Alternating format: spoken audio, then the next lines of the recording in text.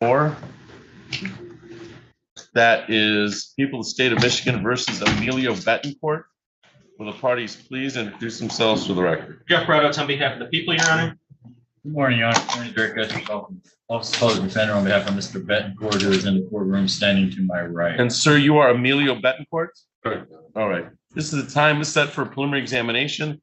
Mr. Brodowitz, how are we proceeding? It's my understanding we're going to transfer this case to Judge Ward's court. Is that correct? Yes, Your Honor. At this time, the people have made an offer for the defendant to plead to a, I guess, be an added count 2 of DV second, and to enter into DV court here at 54A with Judge Ward with a Killebrew agreement to no upfront jail. That plea, I guess, would need to be done in front of Judge Ward. So with that offer in place, the people would ask that this case be transferred to Judge Ward for that plea and entry into DV court. Okay, so I have a plea to DV2 with a Killebrew of no upfront jail. Is that right? Yes, Your Honor. And then is that a fair, accurate rendition of what's going on here, Mr. Etheridge, including the transfer? Yes, it is, Your Honor. And Mr. Betancourt will waive the 21 days today in order to facilitate the transfer. So I'll indicate transfer to Judge Ward. Sir, you understand that may I inquire your client of his waiver of the 21-day rule? Yes, Your Honor. Yeah, sir, you understand you have the right to a preliminary examination within 21 days of your date of arraignment. Preliminary examination is a probable cause hearing in which the people would have to prove by probable cause evidence that a crime is committed and the identity of the person who committed the crime in this file. Okay. Now you worked out in negotiations, but you still have that right to a preliminary examination. You, of course, are represented by Attorney Derek Etheridge from the Public Defender's Office, and he would be available to contest any charges or cross-examine any witnesses brought by the people in your defense. Do you understand that, sir? Yes, sir. It's my understanding that this has all been worked out, and I'm going to transfer this case to Judge Ward. In order to do that, I need for you to waive your right to a preliminary examination within 21 days so we can have them. Is it my understanding that you wish to waive your right to a prelim within 21 days? You wouldn't be waiving your right to a prelim in general, just have your prelim waived within 21 days. Yes, sir. All right. I find the waiver of the 21-day rule to be knowing, voluntarily, and accurately made. I'll indicate that to the Register of Actions. He waived 21-day rule. And then does Judge Ward need this file? Yes, they wanted him to enter today. All right, so you can walk him over to Judge Ward, I guess, Mr. Etheridge? Today, Your Honor. Yeah, I guess they want him to enter the plea today. Oh. All right, Your Honor. I've got Yeah. like 5 other cases, but Right. I have to go down there. Just fit it in your schedule, but I'm gonna give this file over to Judge Ward's court, and they'll have the file. Okay. And that's how they explained. That's how her court officer explained it to us. Okay. Okay, so within your time schedule, just understand the file is going to be over there. Okay. Anything else for the record, docket 2301884, Mr. Brodowitz? And nothing from the people. Mr. Etheridge? No, Your Honor. Thank you. All right, Mr. Betancourt, you can go sit down in Judge Ward's court and wait for the file to be called, okay? All right. I'll be right with you.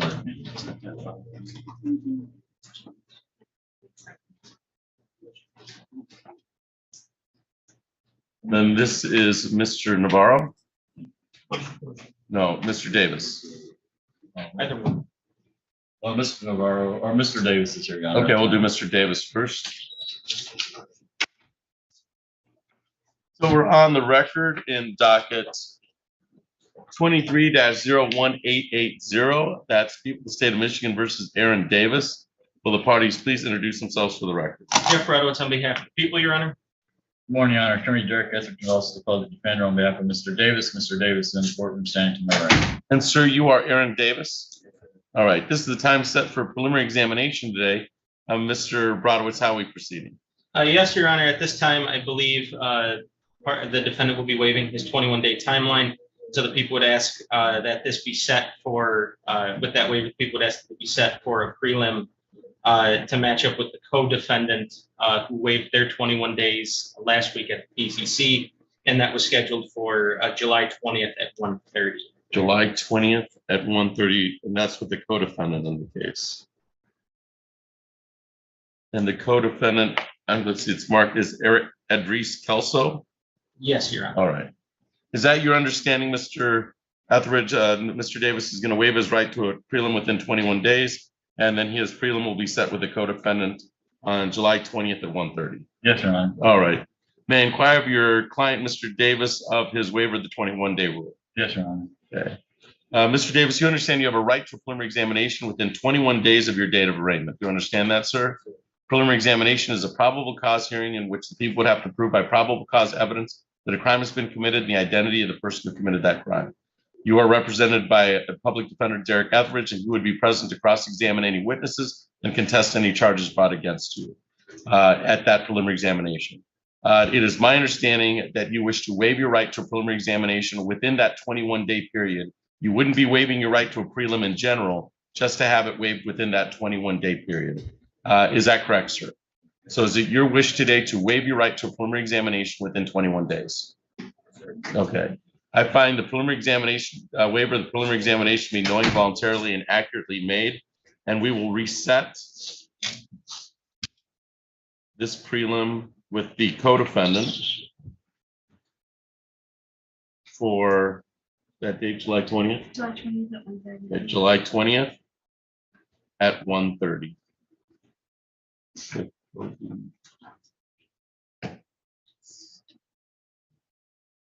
And you have that date, Mr. Broderick, Yes, Your Honor. Brodowitz. All right. Anything else for the record? Docket 23018880, Mr. Brodowitz. Nothing from the people. Mr. Etheridge? No, Your Honor, thank you. All right, Mr. Davis, we'll see you back on July 20th. Okay, sir? I got paperwork for you if you want to wait just a second.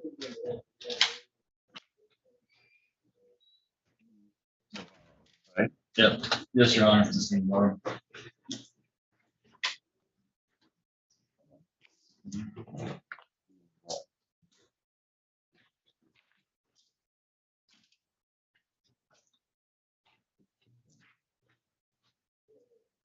So we're on the record in docket 23019939.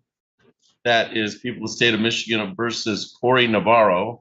Will the parties please introduce themselves for the record? Jeff Brodowitz on behalf of the people, Your Honor. Morning, Your Honor. Attorney Derek Etheridge is also the public defender on behalf of Mr. Navarro, who is standing to my right. Sir, you are Corey Navarro? Yes, Your Honor. All right. This is the time set for a preliminary examination. Mr. Brodowitz, how are we proceeding? Yes, Your Honor. I believe at this time, the defendant is going to be waiving his 21 days. The people have made an offer for a treatment court in this matter. However, the people are still looking into which treatment court, and in order to get that and to get Mr. Navarro screened for that treatment court, I believe the defendant will be waiving his 21 days at this time. And is that a correct statement, Mr. Etheridge? Yes, Your Honor. All right. So we're not sure what treatment court, one of the pending treatment courts? It would be either a mental health court or sobriety court. I believe it'd be 55th sobriety court. But like I said, the people need to look into which one and to have him screened for those courts. So we're going to adjourn today and we have 21-day rule. Yes. All right. Mr. Etheridge, may I inquire your client of his waiver of the 21-day rule? Yes, Your Honor. Mr. Navarro, you understand you have a right to a preliminary examination within 21 days of your date of arraignment. And a preliminary examination is a probable cause hearing in which the people would have to prove by probable cause evidence that a crime is committed and the identity of the person who committed that crime. You, of course, are represented by Attorney Derek Etheridge from the Public Defender's Office, and he would be present to contest any charges or cross-examine any witnesses brought by the state against you. Do you understand that, sir? Yes, Your Honor. All right. If you waive your right to a preliminary examination within 21 days, based on what the attorneys have indicated, you would be waiving your right to a prelim, to have that prelim within that 21-day period, but you wouldn't be waiving your right to a prelim in general. Do you understand that? Yes, sir. Is it your wish today to waive your right to a preliminary examination within 21 days? Yes, it is, Your Honor. Okay. I find the waiver of the 21-day rule to be knowing, voluntarily, and accurately made. It appears that you're in the process of being screened for one of the specialty courts. Okay.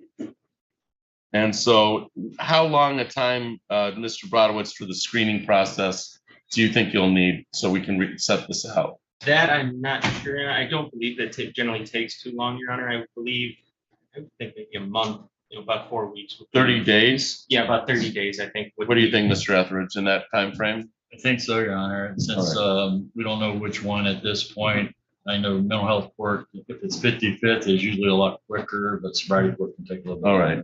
So we'll set this out for prelim, for the adjourned prelim for August 4th. August 4th at 8:30.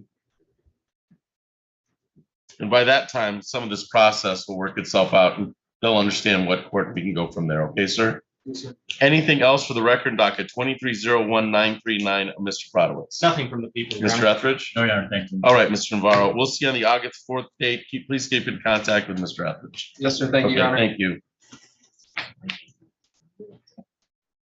Next up here. I make the request. Yeah, I have TV stuff here.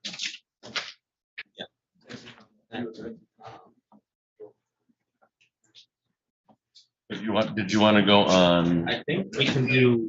Wilder? All All right. Mr. O'Keefe.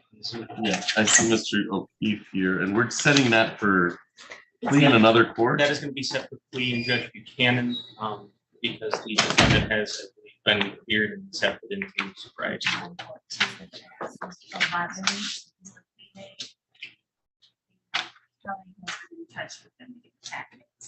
Okay, July 14th at 11. Yep.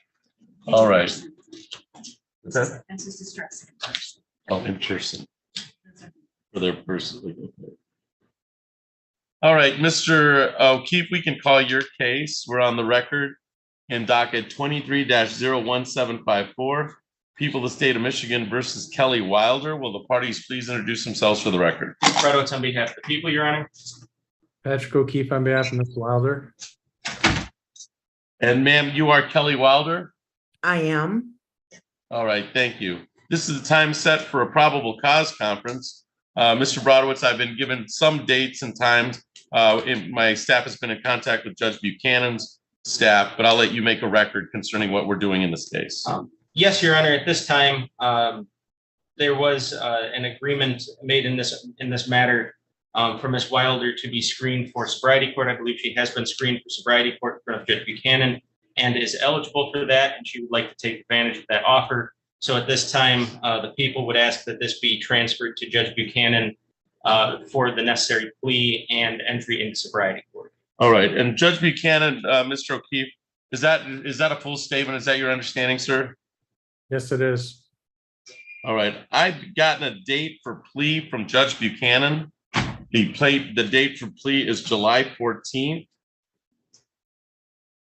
14th at 11 o'clock. And Judge Buchanan has requested that be live in person. Mhm. Right. We have that date on our So- calendar, Your Honor. Okay, perfect. All right. So that's July 14th at 11 o'clock in front of Judge Buchanan for plea.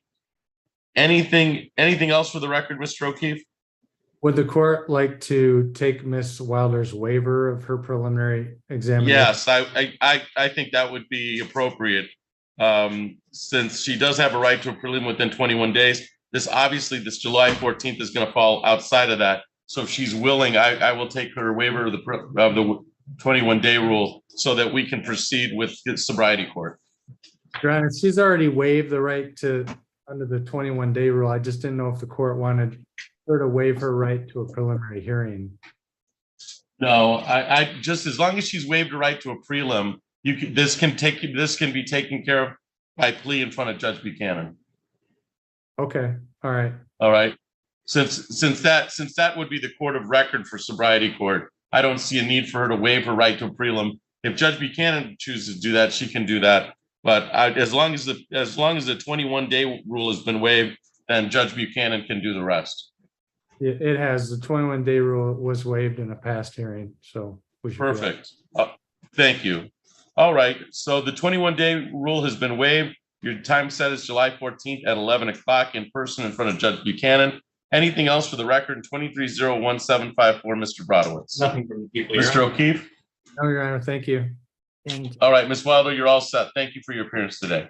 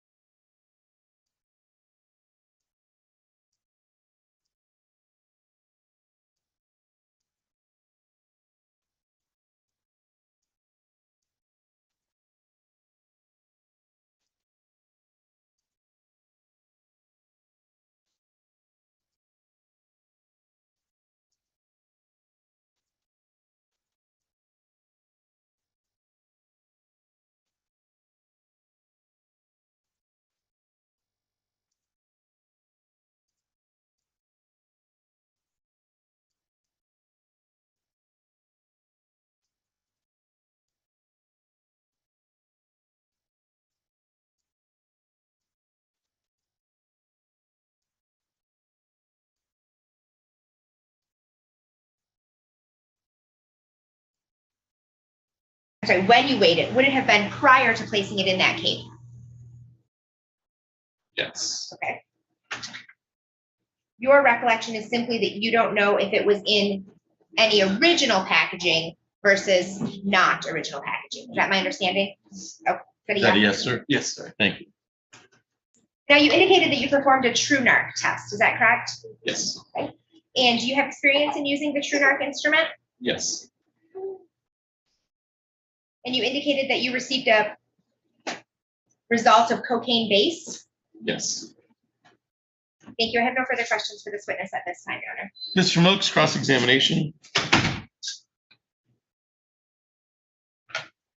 Thank you, Your Honor. Sir, how do you identify which case certain evidence goes to? The case report number? So it has a case report number on that? Yes. And did you look at the case report number on this case?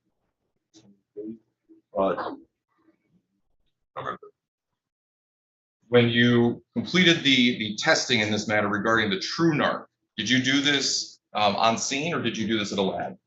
I did it at the HQ headquarters. At the soccer. And regarding evidence lockers, there's login sheets, is that correct? There's a computer you log into.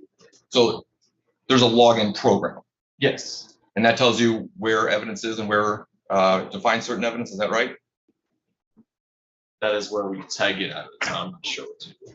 How do you know where to look regarding certain evidence that's been stored in the locker? So let me back up. Did you put the evidence in the locker that day? Yes. Did you take it from the scene where the evidence was collected? Who provided that to you? Officer Ellis.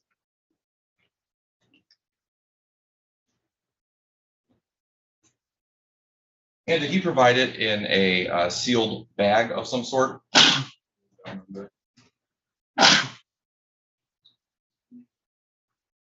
Part of the concerns regarding drugs is whether or not they could be contaminated. Is that fair to say? Yeah. Whether or not someone added something to it, is that right? Yeah. Whether or not someone took something out of it too, is that also correct? Yes. So as part of procedure, if you know, it's important to put it into some sort of evidence bag. Is that correct? Yes. And as part of that procedure, you take the evidence bag and then you put it into an evidence locker. Is that correct? Yes. As far as you know, there was no evidence bag that this evidence was put into. Is that correct? No, it was put into a Cape bag, which then was sealed 2 times and then put into a locker. Heat sealed.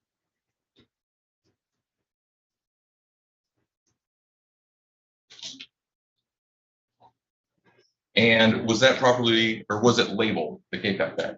With a sticker that prints off of the printer. And did you take a picture of that K-Pack bag? Yes. You did take a picture of the K-Pack bag.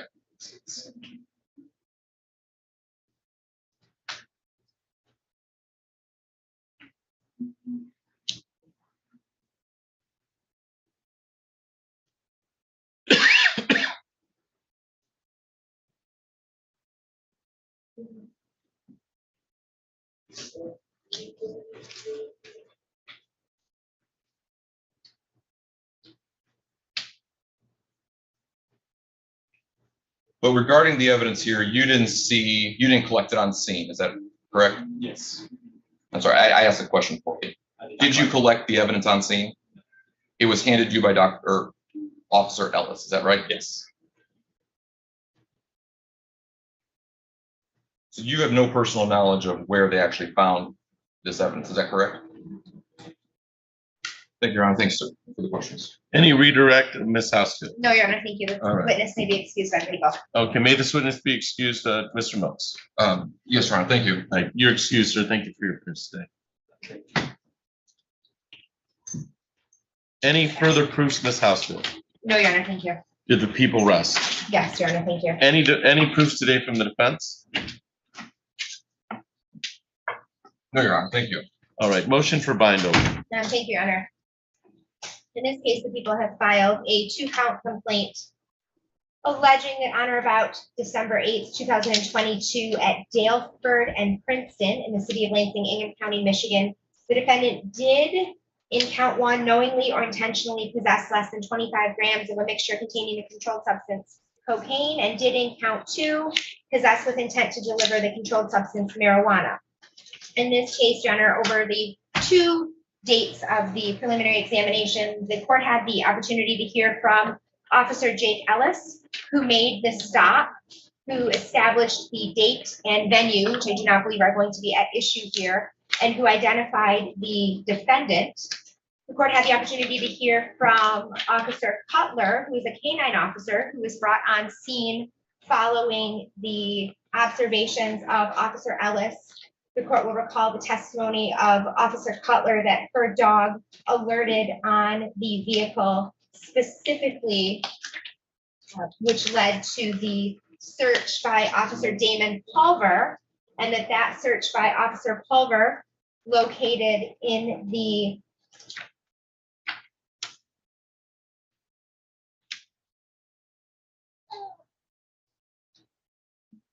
driver's side door a pill bottle with a baggie underneath containing a sandwich baggie, he indicated, which he believed looked like a narcotic, that baggie was turned over to Officer Ellis. The court had the opportunity to hear today from Officer Baravana, who indicated that after taking evidence from Officer Ellis, he performed a true narc on that substance and a weight which showed it to be true narking positive for cocaine base at 3 grams. And then additionally, there was a package or packages. I believe that there were 5 packages as testified by Officer Watkins of marijuana. And the court had the opportunity to hear from Officer Watkins. There was a stipulation between the parties as to the fact that all 5 bags would NIC test or field test positive for THC. And the officer provided testimony to the court that the 5 items together weighed 27 ounces. 27.35 ounces, I believe, was the testimony, Your Honor. Clearly in excess of the 2.5 ounces that would be allowed for personal use under the current Michigan law change. So at this point, Your Honor, the people believe that it has met by probable cause standard all of the elements required for this court to bind over as to count 1 and 2. And the people would ask that the court do so on the complaint as filed. Thank you. Mr. Milks, the response to motion for bind over. Your Honor, I ask that the court not bind over in this matter as people fail to meet their burden even to a probable cause standard. As to count 2 specifically, Your Honor, I'd like to provide the court with just a printout, and I'm providing copies to parties here, just regarding the Medical Marijuana Act and having over the 5 ounces at this point. I've highlighted portions on each of the copies here. Your Honor, it says that the individual can only be responsible for a misdemeanor if they have over 5, only if they have over the 5 ounces that are required by law here in this matter. And what it goes to is that a person shall be responsible for a misdemeanor, but shall not be subject to imprisonment unless the violation was habitual, willful, and for a commercial purpose. Here, Your Honor, even if we presume that people have shown that my client had over the allotted amount at this point, the law is very clear and it's very straightforward regarding marijuana, which is not illegal in this state. It is illegal to have over the requisite amount, and this is the exact statute that requires not only the amount or the penalties regarding having that amount in excess. So I would ask the court dismiss the felony case against my client at this point. Dismiss the felony at this point, Your Honor, and if the court sees it necessary to at least reduce it to a misdemeanor as pursuant to MCL 333-27965, parens 2, and the law put forth there, Your Honor. So for those reasons, Your Honor, we'd ask that the court not bind this matter over. Thank you. Thank you. Response, especially not involving count 1, I think count 1, but count 2 is the Michigan Regulation of Taxation of Marijuana Act. It appears that it was 27 ounces and some, was a stipulated to amount, the THC level. And the legal amount to possess is 2.5 ounces of marijuana. So respond to that section. And I know this is new to you, so you've not had the opportunity to look at case law or brief it for the court. But Ms. House. Thank you, Your Honor. This is not, I appreciate the court's narrowing the response to this particular section. And what the court, or what Mr. Milks provided to the court, does indicate that, as he indicated and has highlighted in, I guess, subsection 2 of this. However, it's important to note that the additional information that was provided by Mr. Milks, which is 333.27955,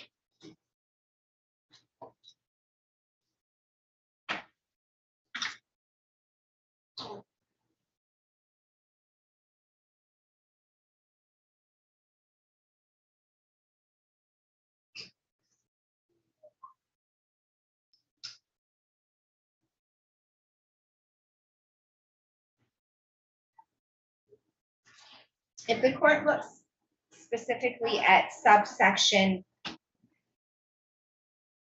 D,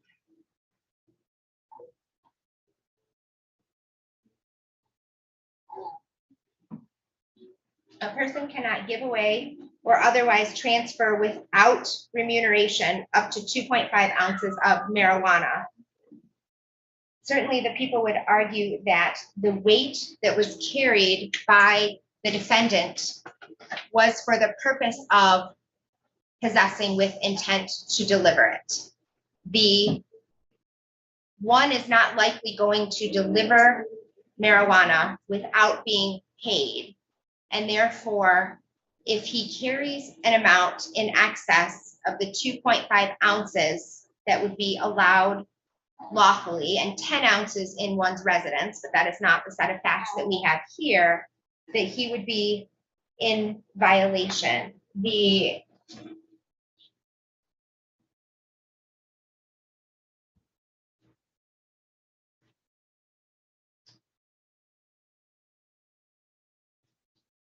If I may, just for a moment, Your Honor. Take your time.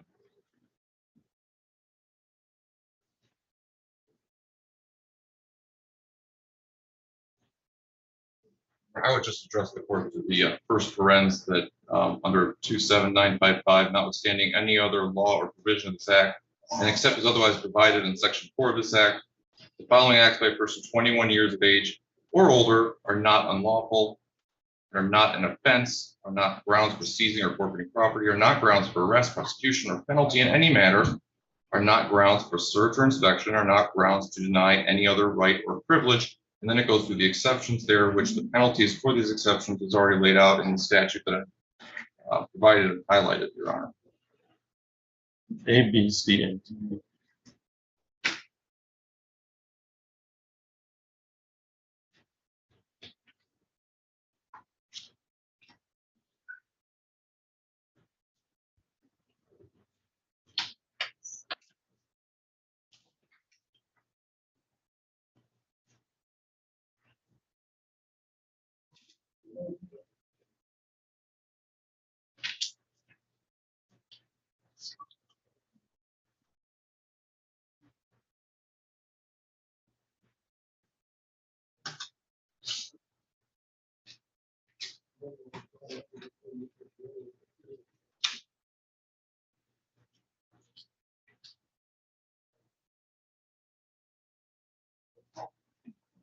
I know what the court's inclined to do here is, since the argument's been made in response to the motion for bind over, and certainly we're all smart and we're reading it on the fly, but I would prefer that, and I don't want to make it work for anybody, but I would prefer that this be at least briefed, not in a true brief sense, but in a memorandum sense, so that the court has some some indication in regards to the motion for bind over, because this is new. But I'm familiar with the Michigan Regulation and Taxation of Marijuana Act. I'm also familiar that it is not the most clear written act that we have, and has been identified as such by the Supreme Court of the state. It's been identified as not being clearly written. The count one does not involve marijuana, but I'll leave it up to you, Miss Housefield, if you want to brief the matter and go forward in that. We can always set it for another date in regards to the motion for bind over. But I've heard all the evidence, or go forward today. That's it's your motion. Thank you. May I have just one moment, Your Honor? Sure.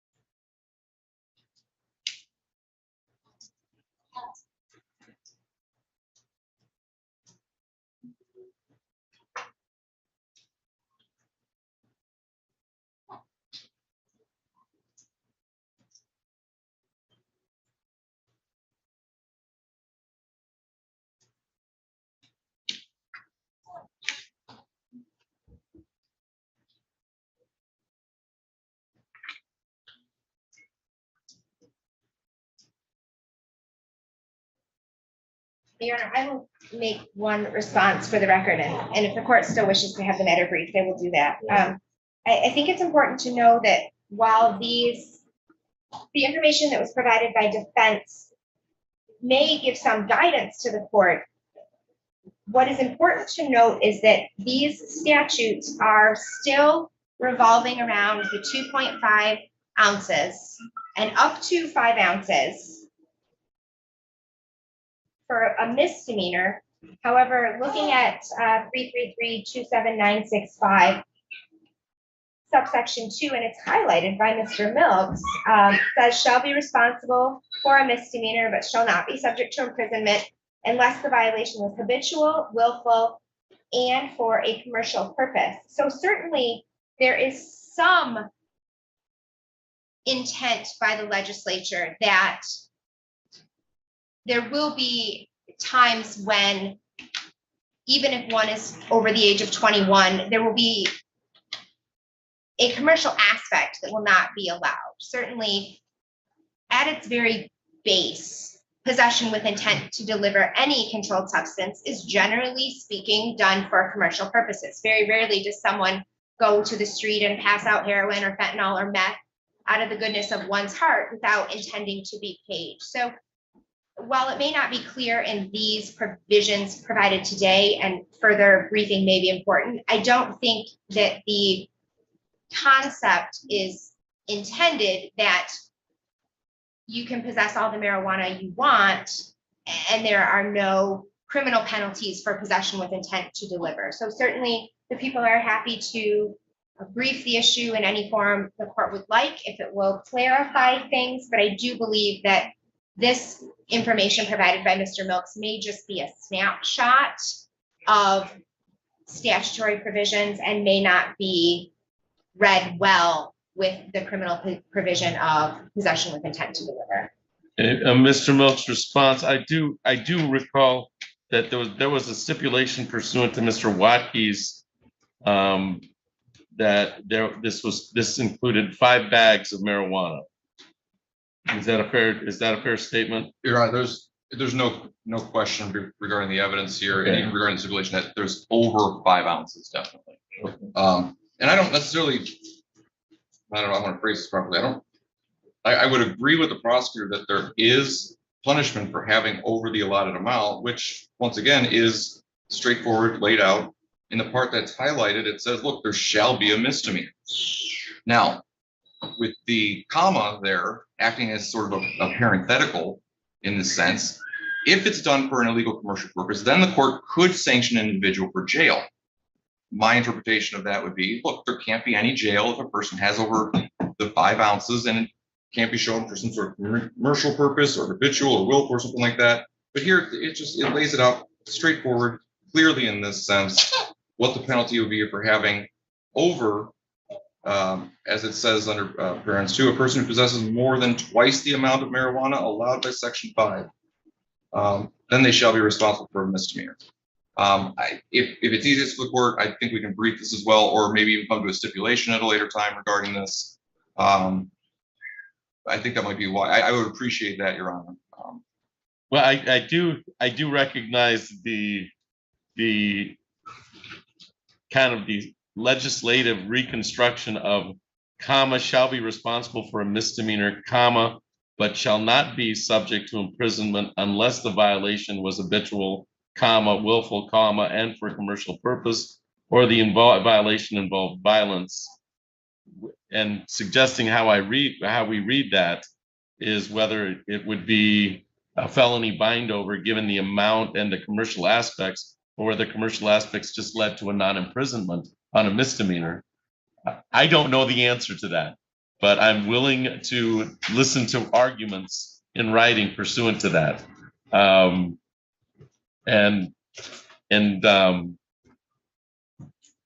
I don't want to create, I think this can be written in a brief format, but it can be written in a memorandum brief format. I'm not particular as to how you get me the instruction, just that the instruction's made and got to me. And if you want to stipulate to the way that counsel reads the language, that's fine.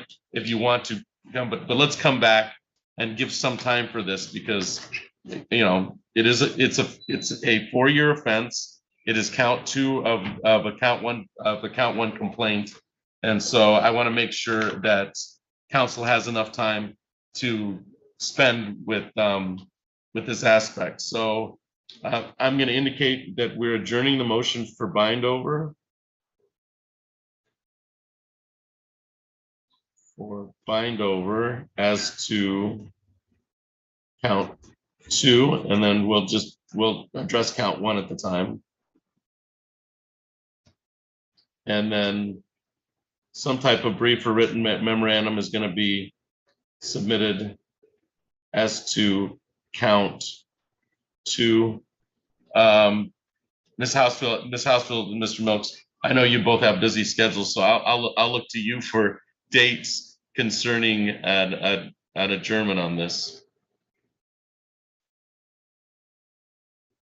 I don't have access to my files, so So 2 weeks, do you think? 1 week and then a second week? I would ask, my hunch. Sure. I would ask, I'm scheduled to start a trial next week, so Okay. I would ask for at least 3 weeks so that I can properly research and provide to the court sufficient information. perhaps 4 weeks would be more prudent. I know she also has another motion she's got to write as well. So I know she's busy for at least for the next week or so. My client's obviously. Your client's at this point. out so that we don't have incarceration as an issue on this file. So let's do 4 weeks out, August 4th at 8:30. August 4th at 8:30 will be the preliminary examination date.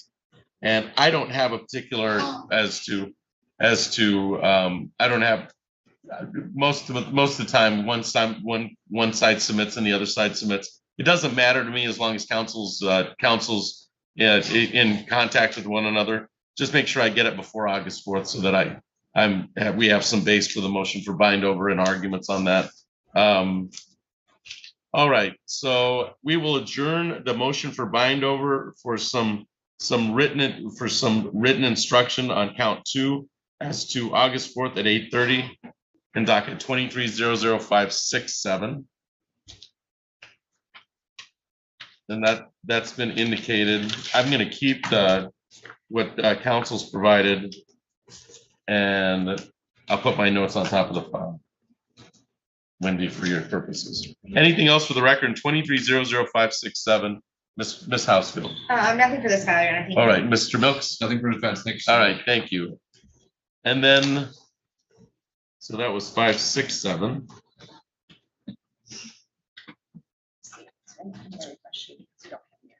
And so we're on the record in docket 23-00325.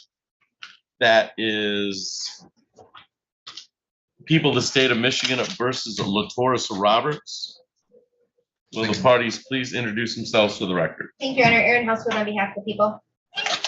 And good morning again, Your Honor. Stephen Milks on behalf of Mr. Roberts, who's present and standing to my right at this time. And sir, you are Latoris Roberts? All right.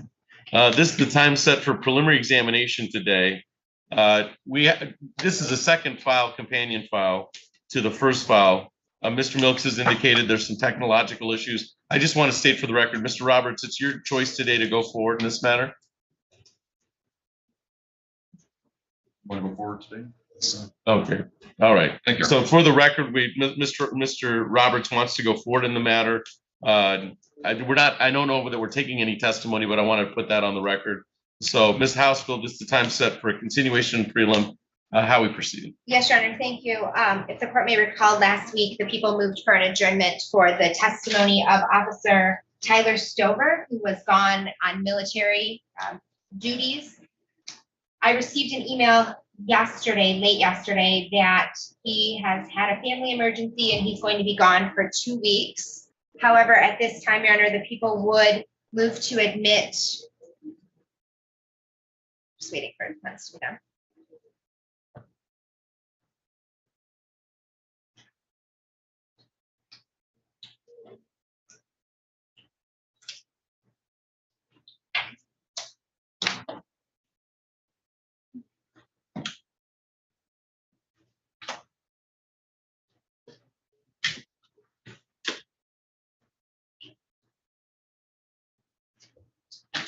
Thank you, Your Honor. At this time, the people would move to admit what has been marked as Plaintiff's Exhibit 3.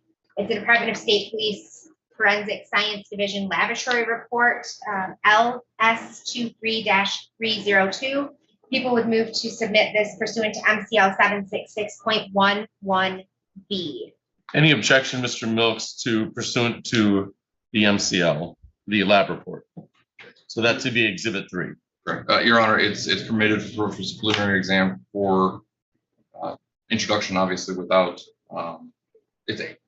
no objection, Your Honor, pursuant to statute. Sorry. Thank you. Thank you. All right, so the court will admit People's Exhibit 3, which is the lab report. May I approach? You may. Thank you, Ms. Housefield. And at this time, with that admission, Your Honor, the people have no further proofs and would rest. All right, any proofs from the defense, Mr. Milks? No proofs from the defense. Thank you, sir.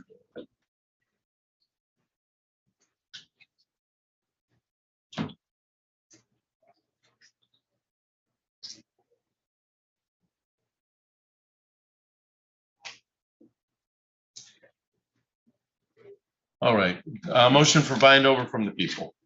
Thank you, Your Honor.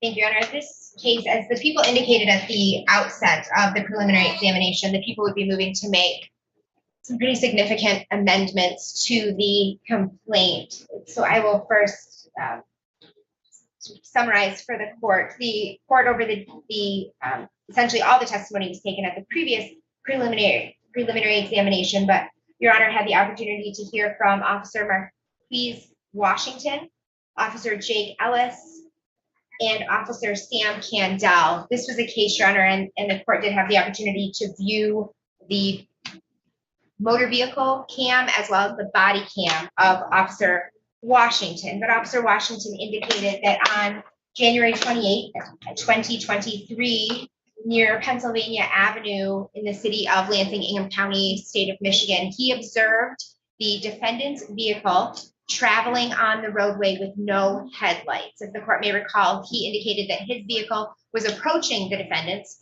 When he saw that the vehicle was traveling with no headlights, he turned around and began following the defendant. That is the portion of the video where his MVR began, and the court had the opportunity to witness the defendant's vehicle traveling down the road with no taillights and pulling into Eric's Market for the purpose of the traffic stop. I don't believe the date or venue is at issue here. The defendant was ID'd in court by both, all Officer Washington, Ellis, and Candell as being the operator of that motor vehicle. Officer Washington indicated that at the time that he approached the vehicle and asked Mr. Roberts to step out, that there was a length of time for which the defendant refused to comply. The court had the opportunity to hear from both Washington and Officer Ellis with regard to the number of lawful commands that were given, the length of time that occurred, the general non-compliance by the defendant, including multiple taser deployments that had to be used in order to get him compliant so that the officers could effectuate the arrest. During the course of that contact, Officer Ellis was injured, required treatment at Sparrow, and received 6 stitches to his hand. And Officer Washington, during that contact, was also treated at the hospital for a sprained wrist. Upon searching Mr. Roberts, controlled substances were found. The court has a lab report in front of it indicating that the variety of narcotics found include 8 grams of methamphetamine, 48.22 grams of cocaine, and 3 separate amounts of fentanyl, 3.14 grams, 11.02 grams, and 7.61 grams, which by my math, Your Honor, is 22.04 grams of fentanyl. These amounts are all in excess of general user or personal use amounts and would support possession with intent to deliver with regard to each one of those controlled substances. So at this time, Your Honor, the people are moving for bind over in the following ways. As to count 1, controlled substance delivery, manufacture, methamphetamine, people move to bind over on that count as it is alleged in the complaint. With regard to count 2, Your Honor, the people move to dismiss count 2 as it's written, and instead add a count 6, which would be controlled substance delivery, manufacture, cocaine, heroin, or another narcotic less than 50 grams. The statutory cite for that, Your Honor, is 333.74012A4. The penalties, Your Honor, are 20 years and or $25,000. The people move to bind over count 3 as it is alleged in the complaint of the police officer assaulting, resisting, obstructing, causing injury to Officer Jake Ellis. Believe that the proofs have established that count as filed in the complaint by probable cause. The people move to dismiss count 4 and instead would add a count 7 of police officer assaulting, resisting, obstructing, causing injury, and would allege that the defendant did assault, batter, wound, resist, obstruct, oppose, or endanger Officer Marquise Washington, a police officer of the Lansing Police Department, that the defendant knew or had reason to know was performing his or her duties and caused a bodily injury requiring medical attention or medical care to that person. The site for that, Your Honor, is MCL 750.81D6. And the penalty, Your Honor, is 4 years and or $5,000. The people are also seeking to add a count 5 of controlled substance delivery, manufacture, cocaine, heroin, or another narcotic less than 50 grams, that being fentanyl. The statutory cite for that, Your Honor, is 333.74012A4. The penalty for that, Your Honor, is 20 years and or $25,000. So essentially, Your Honor, to recap, the people would be seeking bind over as to count 1, count 3, count 5, count 6, and count 7. And believe that the testimony and the admitted report, laboratory report, would establish those elements pursuant to a probable cause standard. Thank you. Mr. Milks, response. Thank you, Your Honor. Your Honor, particularly regarding counts 1, the meth charge, regarding counts 6, and regarding count 5. So these are all the drug charges, Your Honor, delivery, manufacturer. While the people did present lab results, there's been no indication that any of these drugs were actually found on my client pursuant to the testimony that was brought forward. There was a pat down that was conducted, Your Honor, I believe by or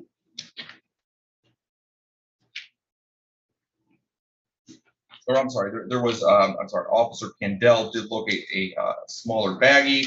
We have no idea or what was in those suspected baggies, how many suspected baggies there were, or what it was supposed to be. There was no link between finding that baggie and what these lab results were. So there's no actual causal link here. There's no nexus here, Your Honor, to say this is what the drugs were in this situation, in this case. As the people put forward, there were several baggies that were found. We don't know how many were actually found on scene. It's my understanding that officers Washington did not collect any evidence at the scene. According to him, obviously he did do the traffic stop, but he did not collect anything according to his own testimony. According to Officer Jake Ellis, he did conduct a pat down, but there were no firearms. And my understanding of his testimony is that he didn't actually collect any evidence that day. So the only thing we have, Your Honor, is that Officer Candell may have collected some baggies. We don't have any indication as to whether they were marked, whether they were submitted, how they were submitted, whether they were put into proper evidence bags, and which evidence collected links to the evidence in or presented by the people in the lab reports here. So there, again, there's just no causal link regarding any of these. The people have failed to meet their burden. I believe the people are also just trying to sidestep the necessary foundational rights in this matter, just saying, look, we've got a lab report. There you go, Judge. You can just accept it as true. Do not believe that's possible here, Your Honor, as again, to beat the drum, there's no nexus, no causal link between what was collected on scene and the actual lab results in this matter.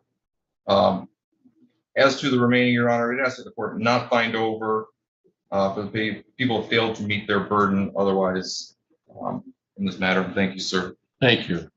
Ms. Housfield, response. I also have witness Sagar testified, if I remember correctly. That's correct, Your Honor. I'm sorry, that was, yeah, Candell, I believe. Candell, Oh, okay. yes. Yes, Your Honor, that would be the testimony, it would be that witness's testimony that surrounds this.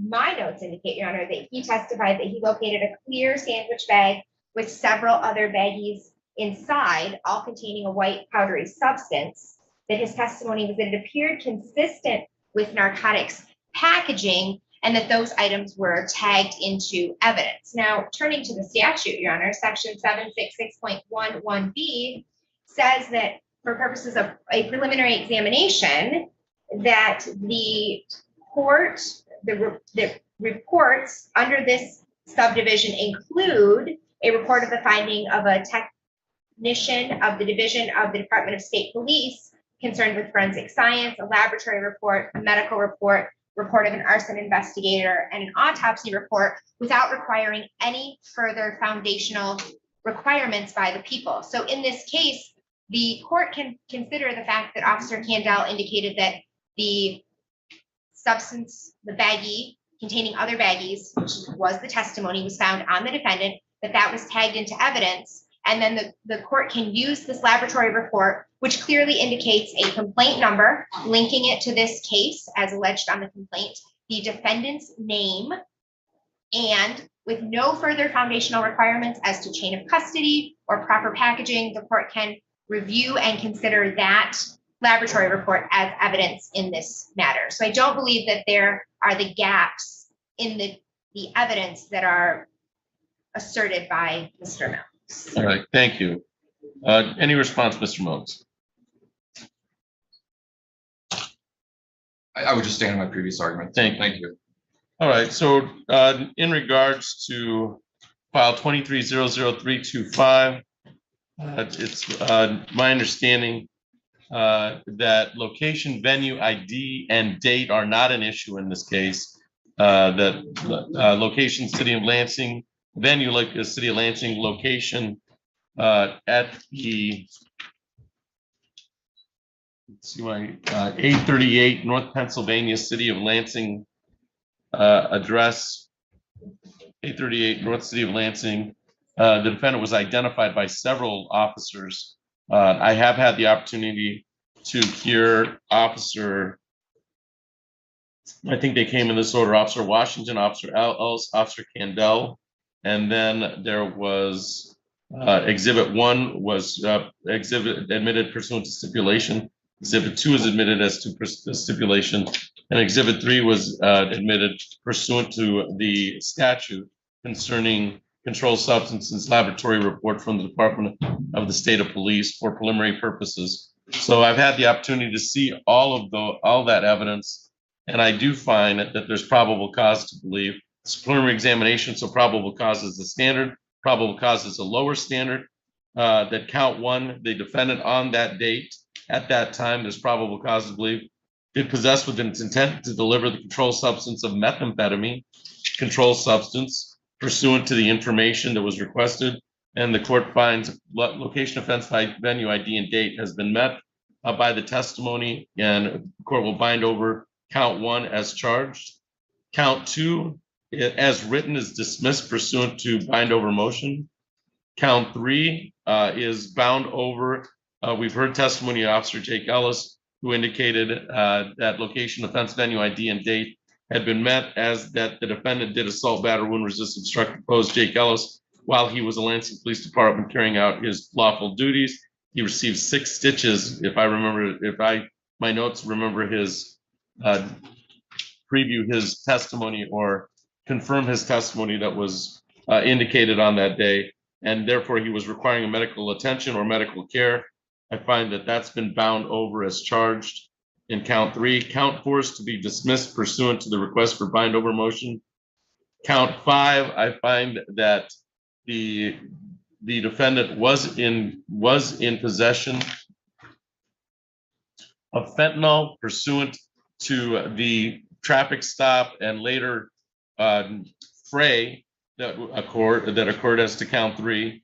The assault, I do also find in the lab report, which is admitted in Plaintiff's Exhibit 3 pursuant to the statute, that fentanyl is listed as the 3.41 grams that was found on the defendant by Officer Sagar, who my notes would indicate and my memory indicates that he did take a large clear baggie white powdered substance and a clear baggie, and it was all, and he also suspected as narcotics, and it does bear the same investigative number as the lab report with the same name. So I'm going to find that probable cause evidence exists to bind over count 5. Count 6 is the possession, is the dismissed. Let's see, count 5. Count 6 is dismissed. No. Because I have count 6 as a request is dismissed as to count 2. Let me look at my notes on that.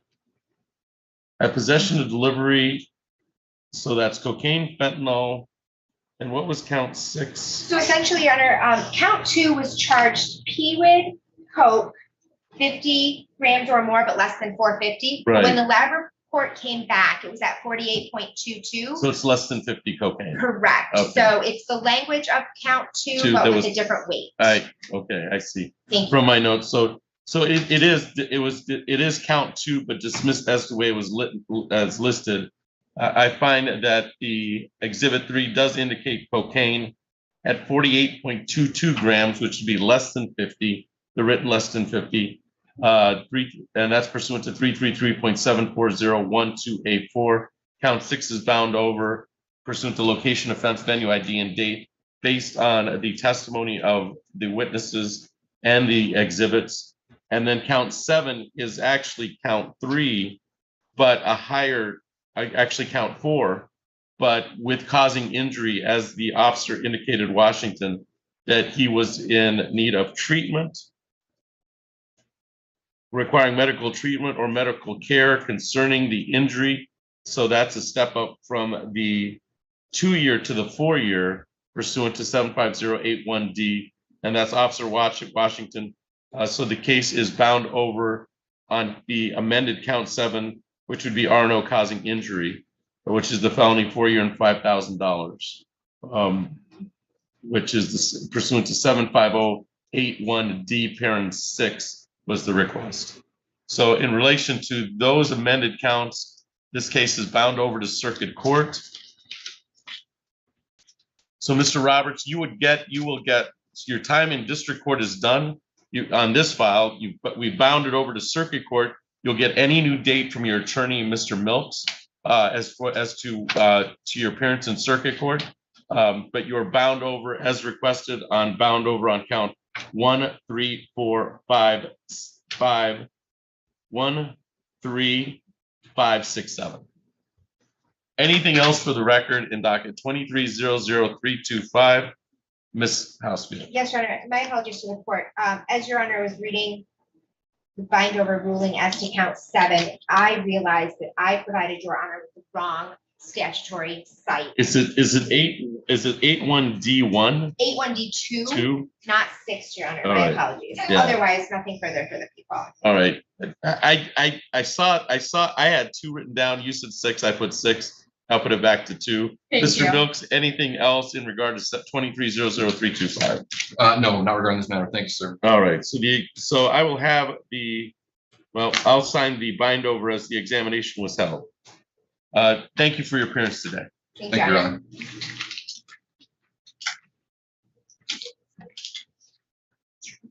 Honor. I'll make those. Mr. Knox, do you want the transcript? Yeah. Sorry, Do you want the transcript? yes, please. Thank you.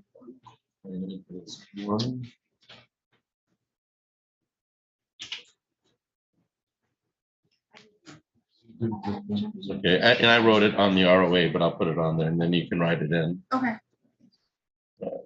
So write it in and Read up, work hands over. I'm not yelling at you.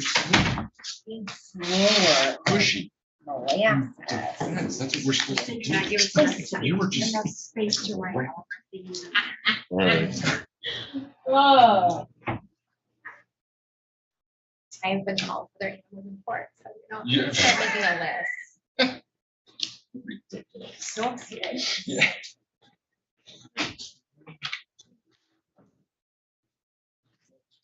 All right. Thank you, Mr. Milks and Ms. Housefield. Of Thank course, you Your very much, Honor. Your Honor. Have a nice weekend. You too.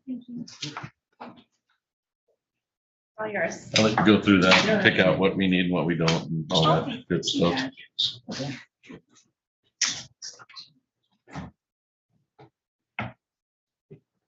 I think we can move Mr. Griffiths first. Mr. Griffiths, he needs to be brought up, I think. I Okay. believe, I believe everybody else on the docket needs to be brought up. All right.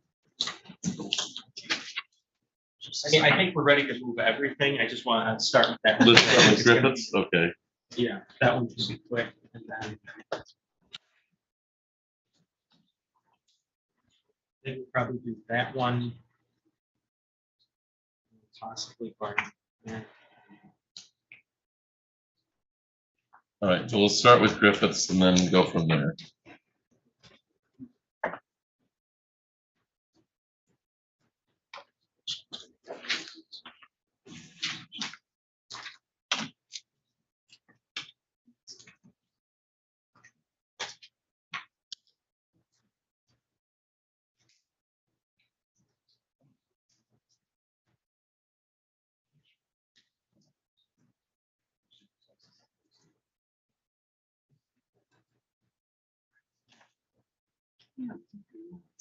No, not on the completed bindovers. Maybe Mr. Barber, that I can house. So, Mr. Brodowitz, do you want to return that to Ms. Houseville? That's one of the exhibits. And I forgot to give that to her.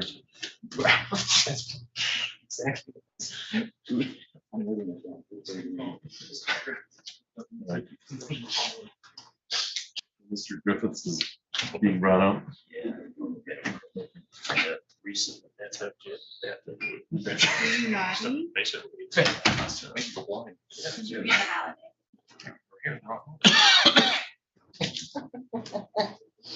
Mr. Abbott, how are you? Mr. Austin? Well, Judge, thank you. How's the court today? We're all waiting. We're looking forward to it. Are you? We had a busy, Mr. Sarge cannot control his laughter, either can Mr. Milks. Because it's Friday. We had a busy day yesterday. What time did you guys get off the record? 4:30. Oh, I thought it was. Well, I mean, it was 4:45 by the time we got off, and we did not finish the second prelim. That was adjourned because the first prelim that was a 4 co-defendant prelim, by the way. Yes. This isn't a big courtroom. No. I can imagine you're going cross-eyed. Mr. Yang was sitting with his client in the gallery and just trying to make sure we had eye contact. I told him, just stand up and say something so I know, because I can't tell. I was losing track. How far did that one get? It got through the first witness. Okay. Yeah.